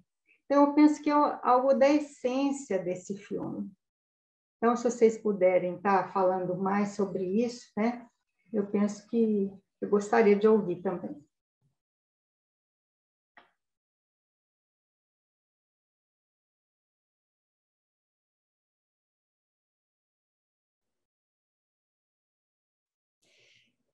Bom, antes eu queria também falar, né, do quanto que, né, a fala da Fátima, da Francesca, acho que a linha é um tecido muito interessante para a gente pensar essa questão, né, da maternidade, do feminino e da complexidade, né, disso tudo, né? Débora, eu gosto Oi. muito, eu gosto muito do livro da Elizabeth Badinter, né? Embora seja um livro antigo, eu acho que ele é muito rico Sim. na pesquisa que ela faz, né? Mas nem vou me pautar no que ela traz, não, embora ela coloque essa questão, né, de uma naturalização do amor materno e que não é bem assim, né? Ela inclusive fala, né, que as questões sociais elas podem possibilitar ou não que o instinto emerja, né? Ela fala a respeito disso, né? Que dependendo do contexto, das condições, ele pode ser um facilitador ou um inibidor para que muitas vivências, né, aconteçam. Mas eu vou falar de uma experiência, né? Eu tenho galinha aqui em casa, tenho muita galinha. E é tão interessante porque nascem os pintinhos e a galinha ela fica ali colada nos pintinhos, os pintinhos ficam colados na galinha, né?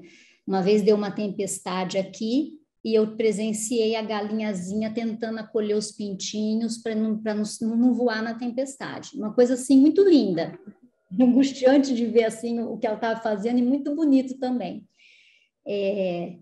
A gente não pode, assim, existe essa questão, né, dessa vinculação que é instintiva, né? A gente tem estudos que mostram isso, né? Então, a busca pela ligação, a vinculação, ela é algo instintivo, né? A mãe, né, o bebê nasce, há um movimento de busca. Mas eu gosto daquela ideia que o Winnicott traz a respeito do bebê, e eu acho que também serve com relação à mãe, né? O bebê, ele tem uma necessidade, mas a gente não pode dizer que ele já ama. E eu penso que o amor, ele é algo que ele vai se desdobrando e se desenvolvendo, né? Eu acho que de início a vinculação, ela pode ser instintiva, né? O attachment, né? O vínculo, ele é essencial, né? Para a sobrevivência da espécie. Agora, o amor é algo que vai além, né? Acho que a gente precisaria de muito tempo para poder conversar sobre o amor, né? Acho que a vinculação, a busca, né, de um contato, né, é essencial, é instintivo. O amor é algo que eu penso que vai brotando na forma como a relação vai se constituindo, que a intimidade vai acontecendo. Acho que é de um outro nível, né? Mas queria muito ouvir a Fátima, a Fran. Estava vendo aqui que a gente tem uma pergunta também, acho que tem a Amanda Trandani que levantou a mão. Talvez se a gente recolher mais perguntas juntas, não sei se ajuda na hora de elaborar alguma coisa. Uhum. Então, vamos ouvir a Amanda, né? E aí vocês falam, né? Boa tarde, gente. É um prazer ouvir vocês. Fiquei muito, muito tocada pelas falas. Eu estudo psicologia aqui na USP de Ribeirão e eu tenho pesquisado na área de maternidade, dupla maternidade, né? Maternidade no contexto homoafetivo. E eu acho que essa questão, né, algo que me veio durante a fala da Regina, eu acho que, inclusive, essa questão da culpa, né, que é tão presente na história da Leda, eu acho que até atravanca esse processo dessa emergência, desse amor, né? Porque eu acho que ela é tão atravessada por essa necessidade de ser onipresente e única responsável ali pela criação dos filhos, que a impressão que me dá é que essa culpa a deixa numa prisão mesmo, assim. Algo que é muito, muito pesado de carregar sozinha, algo que é muito, muito duro, assim, né? E eu sinto que essa questão do amor materno, né, do mito do amor materno, como esse amor incondicional que acontece no momento, até antes do momento, né, do nascimento dos filhos, que é algo que a mulher instintivamente já possuem, né, essa ligação, eu acho que é importante a gente, talvez, pensar nessa possibilidade que a Regina colocou, né, nessa questão do amor como construção, até para abrir esse espaço para que esse amor, de fato, surja, apareça, seja construído. Eu acho mais isso que eu queria dizer. Obrigada. Obrigada, Amanda. Alguém quer comentar? Quer, Fátima? Bom, eu estava pensando assim nessa questão da idealização, né? Da questão instintiva, materna, mas eu fiquei pensando, né, que, por exemplo, a questão que a Regina estava falando sobre as galinhas, né, de estar ali, né, acolhendo os pintinhos, tal, né, é uma questão instintiva essa, né? Mas eu fico pensando que na nossa espécie, né, tem essa questão de buscar a mente do outro, né? E nós estamos sempre nesse movimento, né, de buscar a mente do outro para a gente poder saber de alguma forma quem a gente é. E eu penso que a questão são as relações primevas, né? Que fazem, então, vamos dizer, fazem uma inscrição, né, na mente da pessoa. Então, eu fico pensando assim, que a gente busca, né, a mente da mãe, né? Busca a mente da mãe e se é acolhido, né? Aí vai se desenvolvendo todo tipo de sentimento, né? E é claro, vai se construindo, né? O amor, mas o amor é também junto com o ódio, né? Porque as relações são assim, né? Amor, ódio, né? E a gente saber quem a gente é através do outro, né? Então eu fico pensando nessas coisas, assim, sabe? Sobre a característica da nossa espécie, essa questão de buscar a mente do outro, que para mim isso é fundamental e a gente vive repetindo isso, né? Por isso que a gente também faz análise, muita análise, né? Então é isso.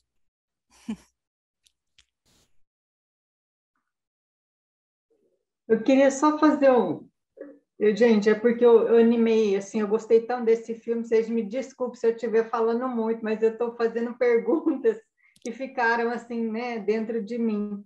E faz ponte com o que você acabou de falar, Fátima, né, que a gente precisa da mente do outro, e aí eu queria retomar a questão da generosidade que foi colocado no filme, né, como oferecer atenção para alguém, e que às vezes se encontra e às vezes outras vezes a gente não encontra, né? Enquanto filhas, né? Uhum.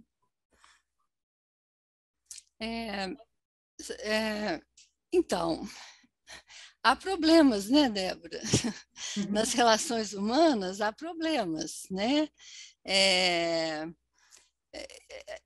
Eu como mãe, né, é claro que eu também, né, enquanto bebê na barriga, eu idealizei, né? Mas depois realmente viver a maternidade é uma coisa que realmente é muito exigente, né? Porque a gente precisa ir lidando com as angústias do bebê, que são angústias de morte, né? Assim, e a gente, isso é muito raro de se saber, sabe? A minha nora, é, ela, ela tinha tido bebê e ela falou assim para mim: ai, mas eu ando sonhando tanto que eu estou morrendo, que o meu filho morre e que não sei o quê, sabe? Ela apavorada, pensando assim: nossa, será que eu não gosto do meu filho? Né? Será que o que está acontecendo comigo? Será que é um aviso, né? Aí eu fui explicar para ela, né, que ela estava vivendo uma comunicação que o bebê estava falando para ela, né, que ele se sentia morrer a toda hora que ele se angustiava. E é claro que de uma outra maneira, né, numa mente primitiva, né, e que ele se angustiava e ele procurava, né, a mente dela para poder, né, se refazer daquilo, né? Eu acho que isso ajudou ela um pouco, sabe? Então, são essas questões. Eu acho que é muito mais do que a questão, né, de todo o trabalho manual que a gente tem. Eu acho que o que realmente é perturbador, né, é essa relação mental, né, de acolhimento de angústia e devolver isso para o filho, né, se a gente tem condição ou não, que horas que a gente tem condição ou não, né? Uhum. Então, eu penso que é isso o que precisava todo mundo saber, na verdade, né? Uhum. Pegando carona, Fátima, no que você está dizendo, né? Essa, essa relação tão íntima, né, que vai acontecendo, e ela é de uma intensidade emocional tamanha, né? Que é tudo muito cru, né? Não é amenizado, né? Nem a mãe nem o bebê são poupados, porque é uma vivência muito intensa, né? Porque tem ali uma mente, né, primitiva do bebê, mas também tem uma mente primitiva da mãe, né? Que está ali tentando dar conta de vivências tremendas, porque ao mesmo tempo que ela está ali, né, vivendo aquela experiência de cuidar de um bebê, ela também está tendo que se haver, né, com ela, né, bebê, né, com as vivências que ela teve, né, na infância, na primeira infância, e tudo isso é reativado, né, tudo isso vem com muita força.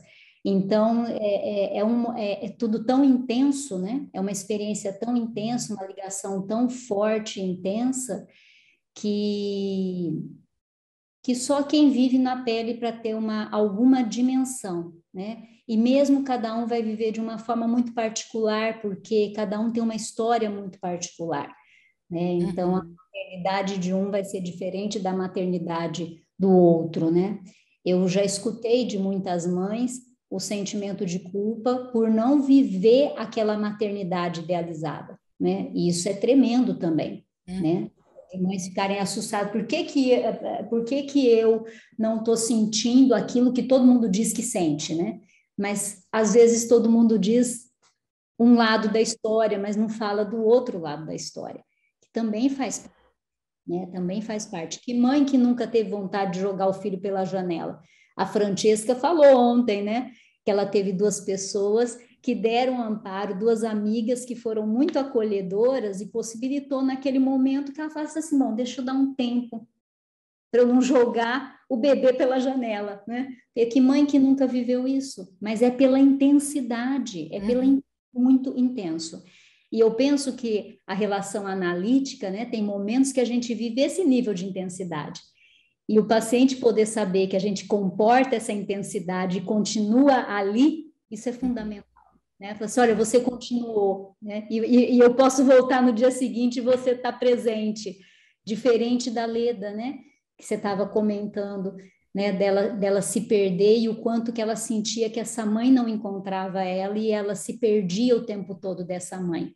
Né? Então ela sentia muito forte isso, né? De uma mãe sem continência e que a mãe não voltaria, né? Dependendo do que acontecesse ali. Eu estava pensando, eu queria fazer dois pequenos comentários, né? Voltando para o filme e livro, é interessante a gente lembrar que a Leda tem essa lembrança da mãe dela sempre dizendo que ela ia embora, que ela ia embora, que ela não ia, né? E ao mesmo tempo ela diz muito melhor não essa ameaça, mas realmente ir embora, como eu fiz para me resolver. Né? Isso foi melhor.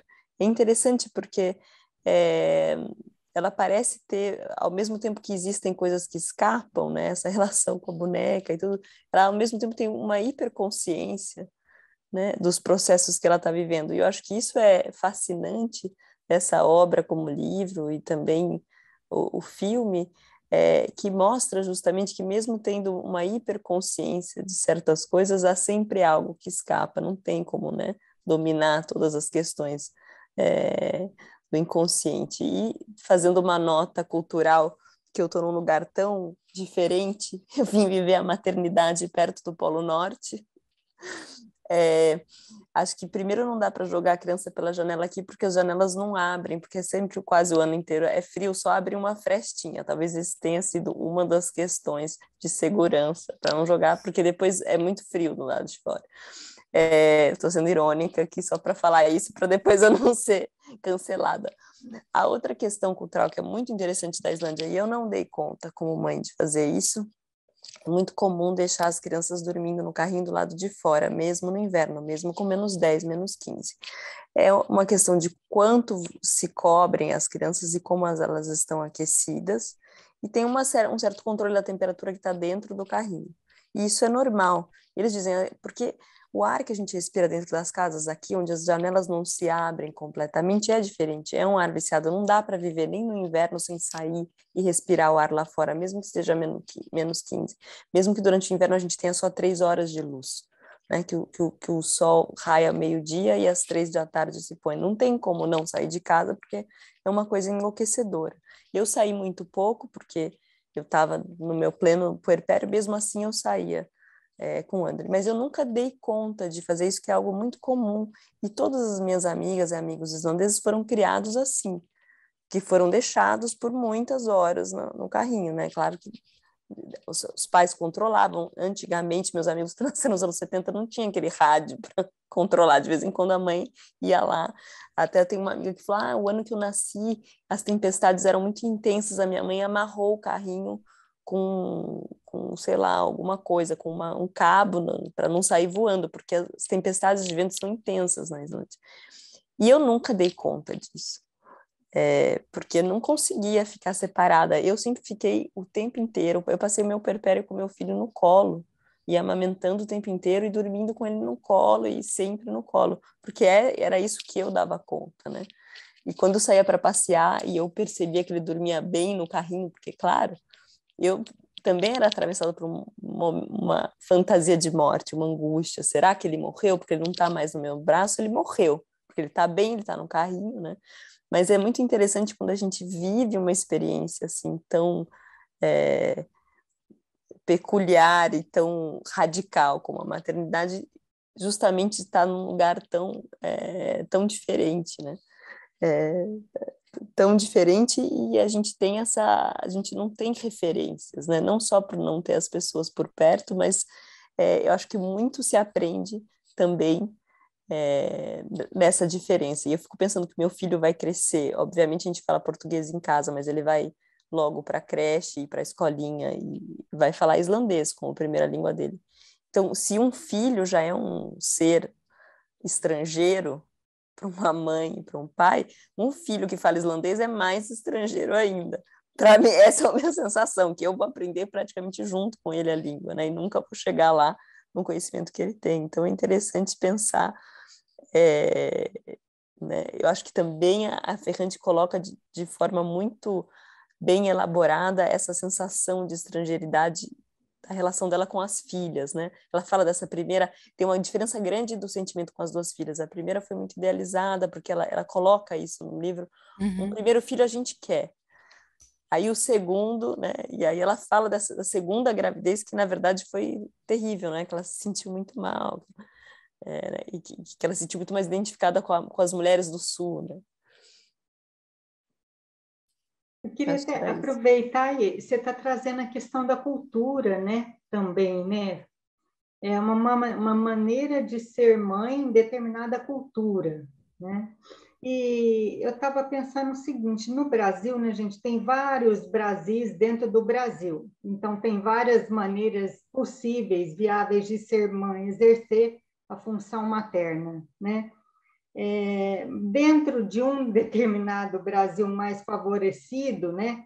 Eu estava pensando assim das mulheres que têm condição, né, de ou ter uma licença, ou, enfim, depois da continuidade à vida profissional, Eu tenho notado, não é nenhuma pesquisa assim que eu fiz mesmo, mas que parece assim que nessas gerações mais novas não tem se tido assim paciência para esperar e retomar, por exemplo, uma vida profissional assim, com mais gás, né, mais energia. Olha, é uma impressão, eu posso estar enganada, frisando dentro de um conjunto, porque tem, evidentemente, a maior parte das mães que elas têm que sair.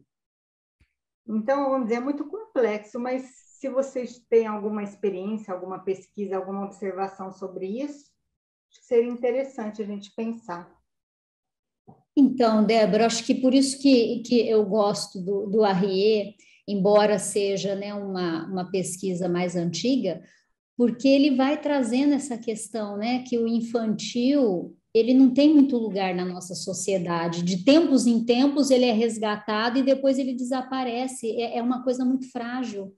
Eu não sei até que ponto que a gente não está vivendo um momento que novamente o infantil, essa noção da importância, né, dos primeiros meses, do primeiro ano de vida, essa noção da fragilidade da condição do bebê, da condição da criança, de necessidades especiais, né, para esse primeiro momento. Eu não sei o quanto que isso não está se perdendo novamente, porque tem momentos da história que parece que isso é resgatado, né, e que é diferente da ideia da criança comercial, né? Eu acho que hoje a gente tem, né, um comércio gigantesco do infantil, mas me parece que algumas coisas que são essenciais, né, para a criança, para o bebê, não está sendo tão focado.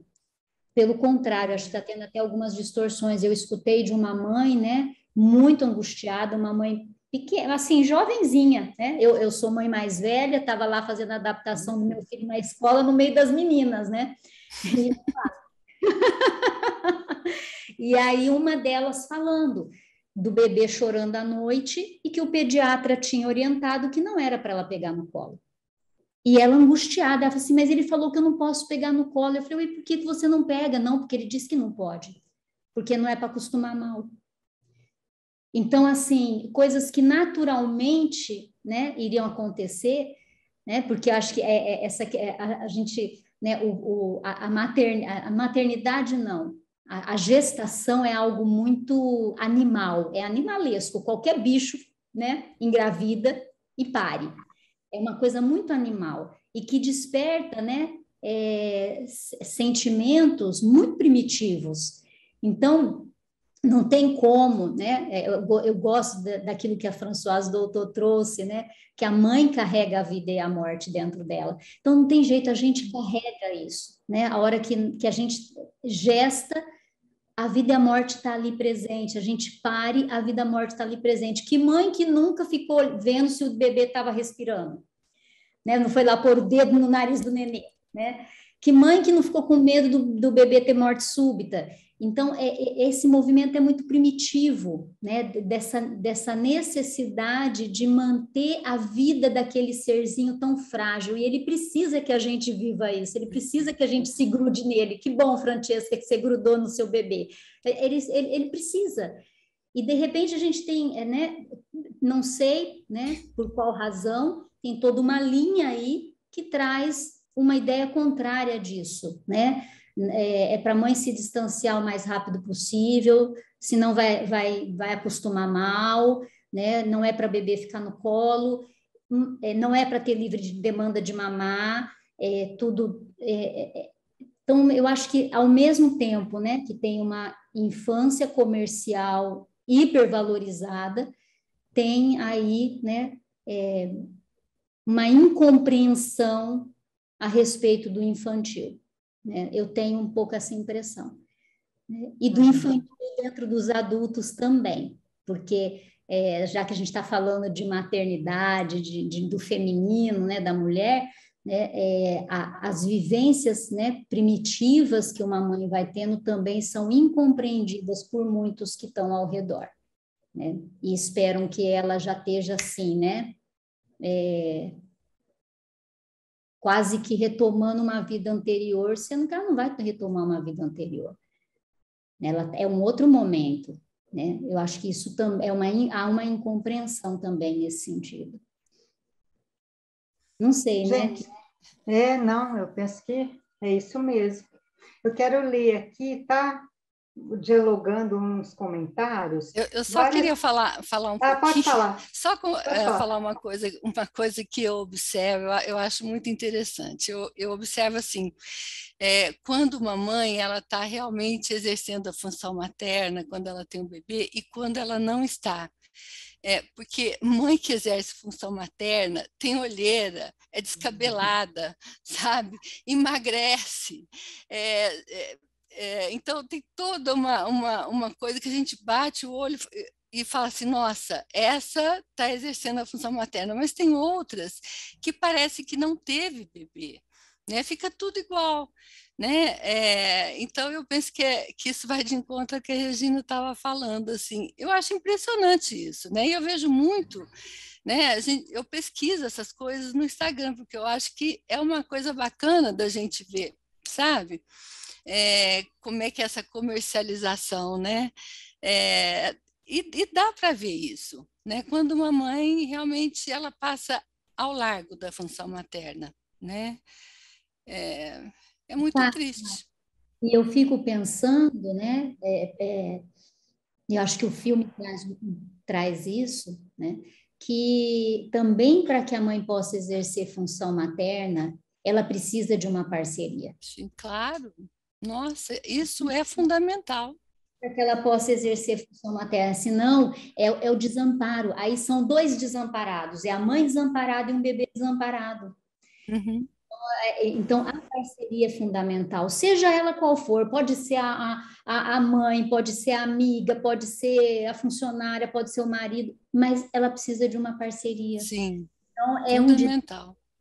É um desamparo. Eu queria fazer só um comentário, porque eu acho que a Débora fez ela colocou um recorte de questão social nisso, né? E eu acho que tem uma questão muito forte no Brasil, porque a gente tem que pensar que existe toda uma camada que tem um privilégio de poder ser mãe, e ser mãe tendo alguém que cozinha em casa, outro que faça as compras e não sei o que. Isso não é a realidade de todo o Brasil. Né? Tem mães que com 2 meses ou menos do que isso tem que deixar um filho na creche para ser babá e cuidar do filho de outras pessoas, de provavelmente mulheres brancas. Né? Então eu acho que essa é uma questão muito forte no nosso país e não dá para esquecer, né? Que tem todo um recorte social, racial, e que isso é uma questão muito forte. Enquanto não houver uma mudança disso, né, como é que uma mãe vai ter capacidade mental para exercer uma função materna se ela, né, ela não tem a possibilidade, ela tem que largar o filho para cuidar do filho de outra pessoa? Como que se estrutura uma sociedade dessa forma, né?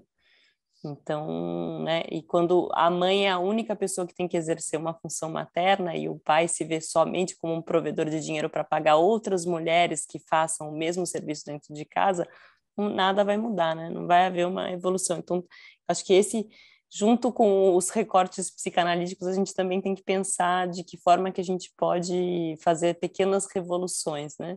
A partir desse olhar. E muitas vezes, né, Fran, ela ainda sai, trabalha o dia todo cuidando, né, seja de uma casa ou seja de uma criança, e quando chega em casa ela não tem auxílio de ninguém, e ainda é ela arrumar a casa dela, fazer janta para o marido e cuidar do filho. O filho é sempre uma mulher, né? A questão o auxílio é sempre uma mulher que tem que fazer esse serviço. Não existem os sujeitos que se responsabilizam e se dividem nessas funções, né? É sempre alguém tem que fazer isso para outra pessoa. Então, esse trabalho é invisibilizado, né? Tem uma pesquisadora chamada Federici, que é uma socióloga italiana, que fala sobre a invenção do amor, que é todo o trabalho doméstico e o trabalho do lar, que não é remunerado, né? Então, acho que essas são também questões, também há uma parcela política, digamos, nessas questões. Bom, eu queria ler aqui, gente. Primeiro tiveram outros comentários, né? Novamente da Ana Rita, da Maria Aparecida, da Cristina de Lolo, da Josimara, falando como as falas de vocês foram tocantes e como é importante ter esse tipo assim de discussão. E eu queria ler o comentário da Gisela Bittar, né? Que eu penso que ela toca em vários pontos aí, né? Que foi discutido. Parabéns às três pelas apresentações sensíveis e profundas sobre essa obra complexa e apaixonante da Ferrante. Fico com o sentimento de que faltou uma função simbolizante na Leda para poder viver esse se perder e se achar dos vínculos afetivos. Penso que as mães que possuem essa função podem viver o ódio dos filhos, como o Winnicott disse, mas não vão embora. Querer jogar o filho pela janela é diferente de jogar. Então, pergunto a vocês, quem vocês acham que seria a filha perdida da história?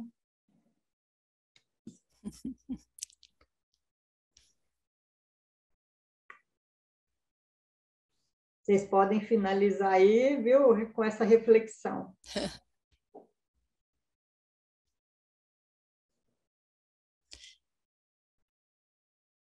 Eu acho que todos nós somos perdidos de alguma maneira, né? Mas pensando assim no livro, no filme, eu penso que a Leda, fala muito dessa questão, né? Dessa vivência de se perder, né? Se perdeu da mãe, se perdeu dos filhos, se perdeu de si mesma, né? Eu penso que a questão está muito mais envolvida na personagem da Leda, ao meu ver.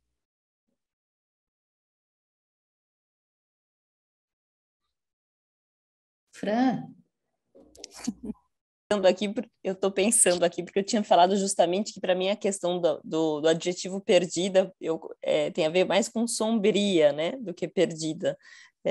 Se a gente quiser forçar a coisa de perdida, eu retornaria àquela citação que eu fiz da Fabiana Seques, que uma mãe é uma filha brincando de boneca. Então, acho que tem sempre, eu concordo com a Fátima, tem sempre algo que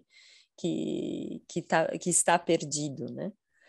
Tem sempre aspectos perdidos dentro de cada uma delas. E eu acho que são esses aspectos, essas questões um pouco perdidas que se encontraram nesse encontro da Nina com com a Leda, né? Porque também a gente percebe, assim, talvez mais em detalhes no livro, porque ela fala sobre toda... A Fátima colocou isso muito bem na fala dela, das questões genéticas, né, da filha que tinha seio, que não tinha seio, o que foi, como isso é percebido, né? E, ao mesmo tempo, em um certo momento, ela fala que ela era uma mulher bonita, atraente, ela foi uma mãe jovem e que teve um momento que um amigo das filhas faz um comentário bem sexualizado sobre a mãe, né? E que ela sentia que ela era olhada como mulher quando ela caminhava com as filhas dela, e em um certo momento ela vê que esse olhar se desloca para as filhas, né? E eu vejo que essa mesma questão dela retorna nesse olhar para Nina, não só para Nina enquanto mãe da Helena, também tem essa questão da mulher jovem, né? Então, isso me parecem questões perdidas, né? Que ficaram um pouco assim, e essas questões, mais do que as próprias pessoas, se encontram, né? Esses aspectos perdidos de cada um acabam fazendo um conluio, né? Essa é a sensação que eu tive lendo o livro e vendo o filme. Mas é muito bom poder estar com vocês e pensar a respeito dessas questões, né?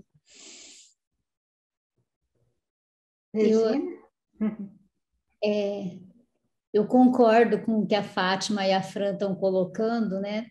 Queria só acrescentar uma coisinha, que eu acho que todos os filhos são perdidos. Eu acho que se a gente conseguir, né, olhar, quem sabe a gente descobre quem é aquela pessoa, porque, que a gente, sabe, encontra. Porque eu acho que originalmente, né, a gente não tem ideia de quem é o outro. Ele é perdido, né? Se a gente puder ter a atenção, né? Eu achei lindo esse pensamento da Simone Weil, né? Porque se você puder ter a atenção, né? O interesse, a consideração pelo outro, quem sabe você vai encontrar o outro ali, né? Eu acho que isso que é difícil. Eu acho que originalmente todos nós somos perdidos, né? Eu acho que é uma vida, né, para que para que a mãe possa encontrar o filho, para que a mãe possa se encontrar como mulher, como mãe, para que o filho possa encontrar aquela mãe na mãe, né? Para que o marido encontre a esposa, para que então esses aspectos perdidos que a Fran trouxe, né, e o que a Fátima falou da Leda como alguém, né, que se perdeu, né, de várias maneiras, eu fico pensando nisso, né? Eu acho que originalmente nós somos perdidos, né? E é uma vida para a gente poder se encontrar, né? E que o outro tenha disponibilidade, né? E a consideração para buscar, né? A pessoa que o outro pode ser, né? Porque senão a pessoa pode ficar perdida, né? Às vezes você vive com pessoas que elas nunca vão saber quem você é. E para aquela pessoa, você é perdida. A Gisela quer complementar aqui. Peraí, deixa eu ler aqui. Gostaria só de complementar que o Winnicott diz que perder-se pode ser divertido, mas não ser encontrado é uma catástrofe. Exatamente. Bom, gente, nossa, eu penso que, né, está despertando, assim, muitas percepções, muitos pensamentos, sentimentos, né? E só que a gente precisa terminar. Eu gostaria de, antes, fazer um agradecimento especial à Luciana Mian, né? Por essa iniciativa e de estar fazendo essa parceria, né? Entre os vários grupos aí, né? E a diretoria regional. Agradecer mais uma vez vocês três, né, pelas falas assim muito tocantes, e a todos os participantes. Continuem com a gente, né, e até o próximo evento. Muito obrigada. Obrigada, gente. Foi muito boa a experiência, viu? Obrigada, Regina. Obrigada, Fran. Eu também adorei. Eu me sinto privilegiada de ter estado aqui com vocês hoje. Muito obrigada, Fátima e Regina. Foi muito bom ouvi-los. Eu também. Para mim foi um grande privilégio, uma delícia ouvir todos. E um filme tão lindo. Parabéns, gente. Muito bom. Boa noite. Boa noite. Obrigada, gente. Tchau, tchau. Tchau.